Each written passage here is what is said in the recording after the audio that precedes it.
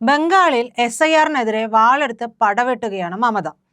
മമത പടവെട്ടിക്കോട്ടെ, നമുക്ക് വിരോധമൊന്നുമില്ല. പക്ഷെ ചില ചോദ്യങ്ങൾക്ക് മമത കൃത്യമായിട്ട് ഒരു ഉത്തരം തരണം. അല്ലാതെ എല്ലാ കാലവും എല്ലാവരെയും അങ്ങ് പറ്റിച്ച് കണ്ട വോട്ട് ബാങ്കും ഒക്കെ ലക്ഷ്യം വിട്ട് അതുമായി ബന്ധപ്പെട്ട പ്രവർത്തനങ്ങളിലൂടെ അങ്ങ് മുന്നോട്ട് പോകാമെന്നാണ് ധാരണയെങ്കിൽ അത് നടക്കില്ല എന്നുള്ളതാണ്. ഇപ്പൊ തന്നെ നോക്കൂ, ഇക്കഴിഞ്ഞ ദിവസം മമത എന്താണ് പറഞ്ഞിട്ടുള്ളത്? സ്ത്രീകളാണോ BJP ആണോ കൂടുതൽ ശക്തർ എന്നുള്ളത് തെളിയട്ടെ. കാരണം എന്നിട്ട് ആഹ്വാനം ചെയ്യുകയാണ്, ഈ SIR-ൽ നിന്ന് പേരുകൾ വെട്ടിമാറ്റപ്പെട്ടിട്ടുണ്ടെങ്കിൽ നിങ്ങൾ അടുക്കളയിലെ ആയുധങ്ങൾ എടുത്തുകൊണ്ട് പോരാട്ടത്തിനിറങ്ങണം. പരസ്യമായിട്ട് ഭരണകൂടത്തിനെതിരെ ഒരു കലാപശ്രമം നടത്താനായിട്ട് ആഹ്വാനം ചെയ്യുകയാണ് മമത ചെയ്തിരിക്കുന്നത്. എന്തിനു വേണ്ടിയിട്ടാണ്? ഈ SIR നടപ്പാക്കുന്നതുമായി ബന്ധപ്പെട്ടിട്ടാണ്. സത്യത്തിൽ SIR നടപ്പാക്കുന്നു എന്ന് വിവരം ലഭിച്ചതോടുകൂടി മമതയുടെ കിളി പോയോ എന്നുള്ളൊരു സംശയമുണ്ട്. കാരണം വായി തോന്നുന്നത് കോതയ്ക്ക് പാട്ട് എന്നുള്ള രീതിയിൽ മമത പറഞ്ഞുകൊണ്ടിരിക്കുകയാണ്. എല്ലാ ദിവസവും വിചാരിക്കും മമതയെക്കുറിച്ച് പറയണ്ട പറയണ്ടെന്ന്. പക്ഷേ മമത ഈ SIR-മായി ബന്ധപ്പെട്ടിട്ട് പിടിവിടുന്ന ലക്ഷണമേ കാണുന്നില്ല. അതിൻ്റെ കൂടെ തന്നെ മറ്റൊരു കാര്യം കൂടി ഉണ്ടായിട്ടോ. അവിടെ ഗീതാപാരായണ പരിപാടി നടത്തിയല്ലോ. അതിൽ മാംസാഹാരം വിൽപ്പന നടത്തുന്ന ആളുകളിനെ അവിടെ ചെറിയൊരു കശപിശ ഉണ്ടായി. അവ പറയുകയാണ്, BJP-യെ വിമർശിച്ചു. എന്നിട്ട് പറയുകയാണ്, ഇത് ബംഗാളാണ്, UP അല്ല എന്ന്. UP ആയാലെന്ത്, ബംഗാൾ ആയാലെന്ത്, ഒരു വിശ്വാസി സമൂഹം അവരുടേതായ രീതിയിൽ ഒരു പരിപാടി നടത്തുമ്പോൾ അവിടെ തന്നെ മത്സ്യ വിൽപ്പന അല്ലെങ്കിൽ മാംസ വിൽപ്പന നടത്തണമെന്ന് ആർക്കാണ് ഇത്ര നിർബന്ധം? നേരെ തിരിച്ചുള്ള ഒരു കാര്യം, അതായത് പ്രത്യേകം മതവിഭാഗത്തിന് അനുകൂലമല്ലാത്ത രീതിയിലുള്ള ഒരു കാര്യം അവിടെ നടന്നിട്ടുണ്ടായിരുന്നുവെങ്കിൽ ഇത്രത്തോളം രോഷത്തോടു കൂടി മമത പാഞ്ഞെടുക്കുമായിരുന്നു. പിന്നെ ഈ ബംഗാളിലെ വിവരങ്ങൾ ചിലത് പുറത്തു വരുന്നുണ്ട്. അതായത് ബംഗ്ലാദേശിലെ നുഴഞ്ഞുകയറ്റമാണ് അവിടെ പ്രധാനമായിട്ടുള്ള പ്രശ്നം.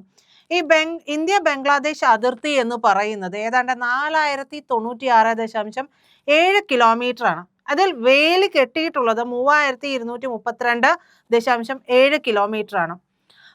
ആ ഭാഗത്ത് നദികൾ, അരുവികൾ, ഭൂമി ഏറ്റെടുക്കാത്തടത്ത് ഒക്കെ കൂടിയാണ് ഈ ഭാഗത്തൂടെ ഇങ്ങനെ നുഴഞ്ഞുകയറ്റം ഉണ്ടാകുന്നത്.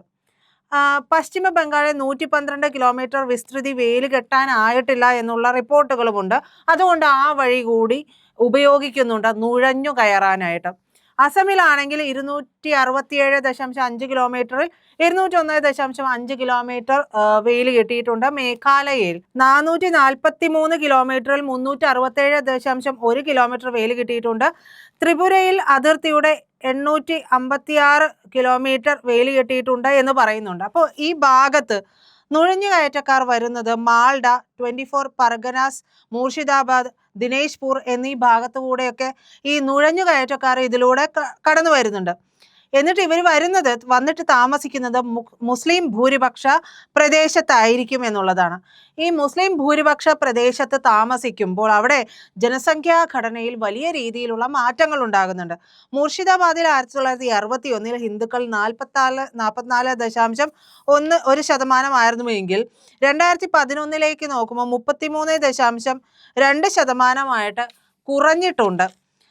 മുസ്ലിം സമുദായത്തിൻ്റേത് 55.9% നിന്ന് 66.3% ഉയരുകയും ചെയ്തിട്ടുണ്ട്. അപ്പോൾ ഇപ്പോഴുള്ള ഒരു കണക്കെടുത്ത് നോക്കുകയാണെങ്കിൽ ഇതിലും വലിയ വ്യത്യാസങ്ങൾ ഉണ്ടായിട്ടുണ്ട് എന്ന് നമുക്ക് മനസ്സിലാക്കാൻ സ്വാഭാവികമായിട്ടും കഴിയും.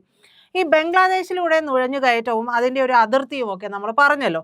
അപ്പോൾ പല അതിർത്തികളിലൂടെയും ഈ തരത്തിലുള്ള നുഴഞ്ഞുകയറ്റങ്ങൾ ഉണ്ടാകുന്നുണ്ട്.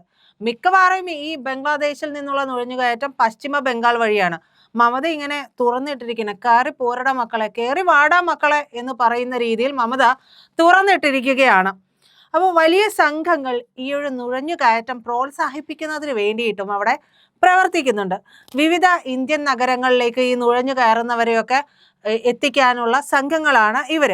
ഈ നുഴഞ്ഞുകയറ്റ സംഘങ്ങൾ പല ഭാഗങ്ങളിലായിട്ട് പല തരത്തിൽ വിഭജിക്കപ്പെടുന്നുണ്ട്. 2-3-4 തരത്തിലുണ്ട്. അതിൽ ആദ്യത്തെ സംഘം എന്ന് പറയുന്നത് ബംഗ്ലാദേശിലെ ആളുകളെ തിരഞ്ഞെടുത്ത് അതിർത്തി കടക്കാൻ സഹായം ചെയ്യുന്നതാണ് ആദ്യത്തെ വിഭാഗം.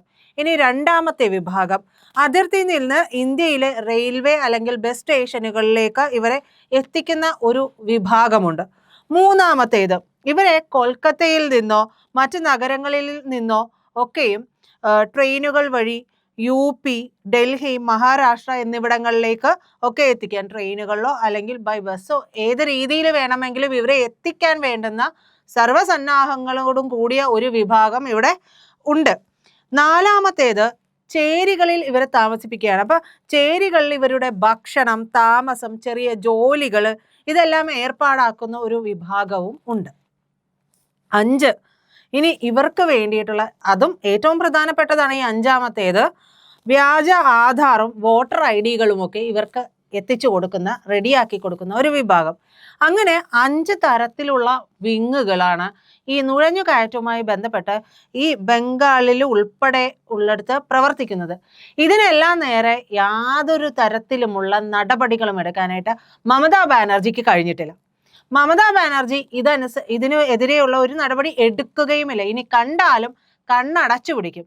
ഇനി അത്രയ്ക്കും കാണാൻ തെളിഞ്ഞു വരികയാണെങ്കിൽ ഗാന്ധാരിയുടെ പോലെ കണ്ണ് കെട്ടിവെക്കും. കാരണം ഈ വോട്ട് ബാങ്ക് എന്ന് പറയുന്നത് മമതയെ സംബന്ധിച്ച് വലിയ വിഷയം തന്നെയാണ്. മമത ഇപ്പോൾ അവിടെ ജയിച്ചു നിൽക്കുന്നത് പോലും ഈ വോട്ട് ബാങ്കാണ്. നമ്മൾ കഴിഞ്ഞ ദിവസം ചെയ്ത വീഡിയോയിലും പറഞ്ഞു, 2011 മുതൽ വലിയ രീതിയിൽ ഇത്തരത്തിലുള്ള ഒരു വോട്ട് ബാങ്ക് മമതയെ സപ്പോർട്ട് ചെയ്യുന്നുണ്ട്. ഇവരെ സപ്പോർട്ട് ചെയ്യാതിരിക്കാൻ അവിടെ തരമില്ല. കാരണം ഈ നുഴഞ്ഞു കയറി വന്നവർക്ക് മുഴുവനും ഭക്ഷണവും ചേരികളിലുള്ള താമസവും ഇതൊക്കെ ചെയ്തു കൊടുക്കുന്ന ഈ ഒരു വലിയ വിങ്, ഈ വിങ്ങിന് നിർബാധം സഞ്ചരിക്കാൻ കഴിയുന്നുണ്ട് എന്ന് പറയുമ്പോൾ സ്വാഭാവികമായിട്ടും അതിന് സപ്പോർട്ട് ചെയ്യുന്ന ഒരു ഭരണകൂടത്തെ മാത്രമേ ഇവരൊക്കെയും സപ്പോർട്ട് ചെയ്യുകയും ഈ വ്യാജ ആധാറും ഒക്കെ ഉപയോഗിച്ചുകൊണ്ട് ഇവർ വോട്ട് ചെയ്യുകയും ഒക്കെ ചെയ്യുകയുള്ളൂ.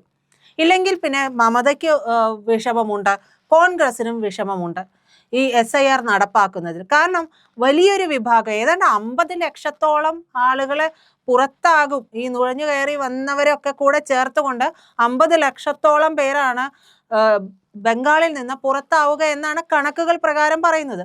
അപ്പോൾ ഈ ഇത്രത്തോളം ആളുകൾ പുറത്താകുമ്പോൾ സ്വാഭാവികമായിട്ടും ഈ വോട്ടുകൾ നഷ്ടപ്പെടുമെന്നുള്ള ഒരു വലിയ വിഷമം എന്തായാലും ഉണ്ടാകും. ഇനി നമ്മൾ നേരത്തെ പറഞ്ഞ ബ്രോക്കർമാർ, ഈ 5 വിഭാഗമുണ്ടല്ലോ, ഈ 5 വിഭാഗങ്ങൾക്ക് പലതരത്തിലാണ് നിരക്കുകൾ ഉള്ളത്.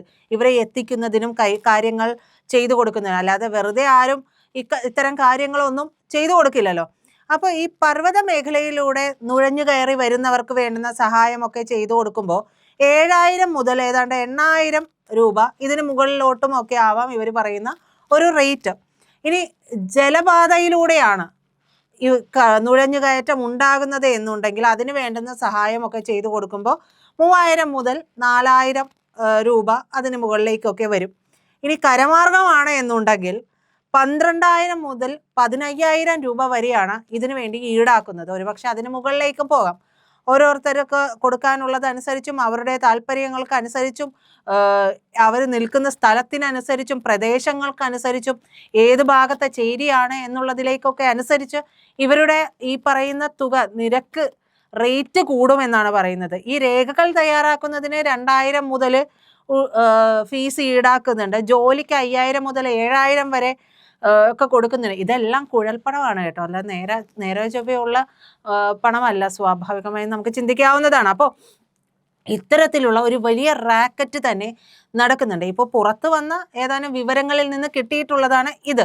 ഒരുപക്ഷെ ഇതായിരിക്കാം, ഇതിനും മേളിലുള്ളതായിരിക്കാം ഇവർ ഈടാക്കുന്ന റേറ്റ് എന്ന് പറയുന്നത്. അപ്പോൾ ഇതിനെതിരെയൊന്നും ഈ ഗർജിക്കുന്ന സിംഹം മമതാ ബാനർജിക്ക് ഒരു ചെറുവിരൽ അനക്കാൻ കഴിയുന്നില്ലേ?